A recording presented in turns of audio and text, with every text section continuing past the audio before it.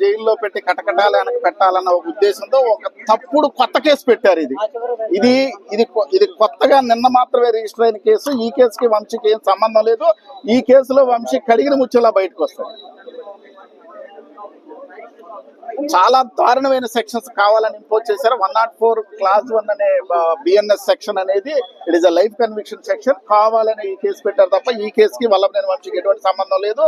కేవలం డబ్బుల కోసం పనిచేసే గ్యాంగ్స్టర్స్, రౌడీలు, డెకాయిటీల మీద పెడతారు తప్ప ఒక పాలిటీషియన్ మీద ఈ కేసు పెట్టడం చాలా దుర్మార్గం అని నేను ఖచ్చితంగా. సత్యవర్ధన్ పరిస్థితి ఏంటంటే సత్యవర్ధన్ కిడ్నాప్ చేశారన్న ఆరోపణలు కూడా వినిపిస్తూ ఉన్నాయి. అవన్నీ అబద్ధమే అంటారు. అవన్నీ 100% అబద్ధం. సత్యవర్ధన్ కి వల్లభనేని వంశీకి ఎటువంటి సంబంధం లేదు.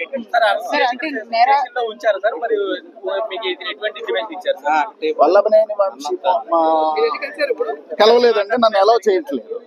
ఏమని చెప్పారండి? రీజన్ ఏంటి?